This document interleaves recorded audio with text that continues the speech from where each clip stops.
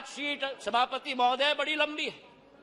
1960 के दशक में जब मणिपुर में अलगाववादी समूह ने हिंसा की शुरुआत की, जब वो जन्म हुआ, तो वो कौन था जो उनके साथ बैठकर चर्चा करने के लिए तैयार था? वो कौन था जिन्होंने उनके साथ बैठकर समझौता किया? और आप भूल गए 1993 में जब 123 दिन मणिपुर जल रहा था, आपकी सरकार यहां भी थी, आपकी सरकार यहां भी थी, आपकी सरकार यहां भी थी और आपकी सरकार वहां भी थी। और आज आप मणिपुर के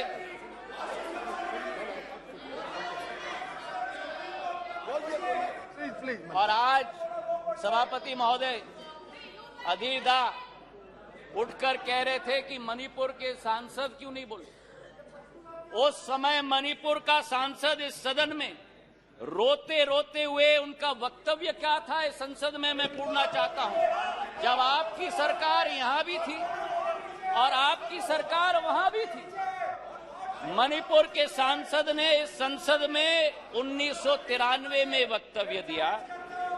उन्होंने कहा, and I quote, the state government is helpless, it has no funds, the state government cannot even afford to purchase weapons for the security persons to fight the insurgents.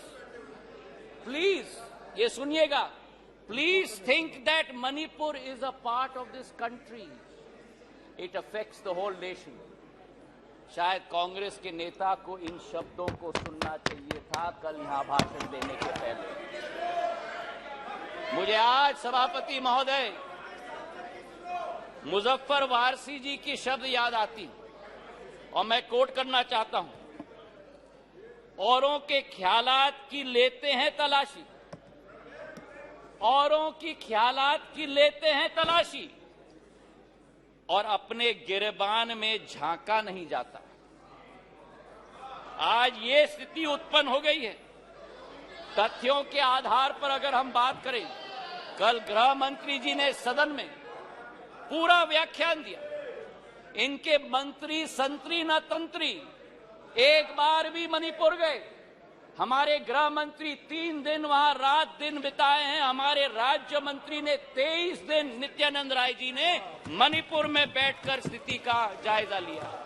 आज राहत राशि वहां पहुंची है, अनाज पहुंचा है, वर्चुअल सिस्टम से स्कूल्स चल रही हैं, आर्मी की फोर्स पहुंची है, इवैक्यूएशन में हम मदद कर रहे हैं। जो भी हम लोग कोशिश कर रहे हैं, और आंकड़े की आप बात करते हो तो आंकड़े की पुष्टि करो।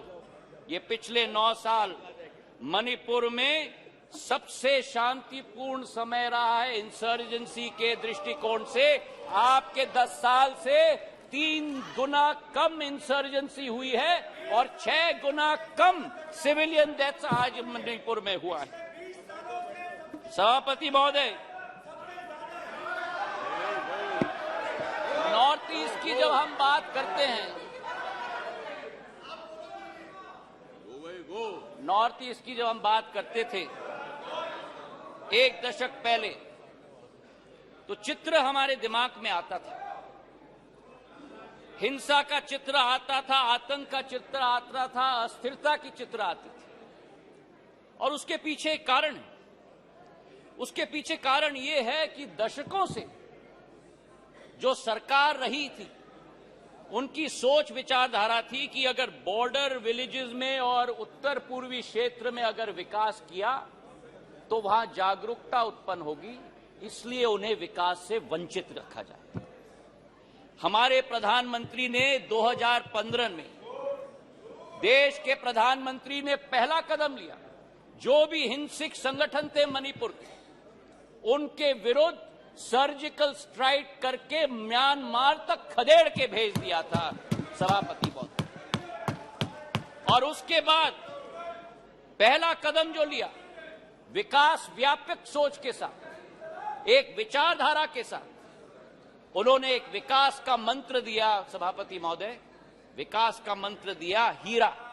क्योंकि उत्तर पूर्वीय क्षेत्र भारत का हीरा है।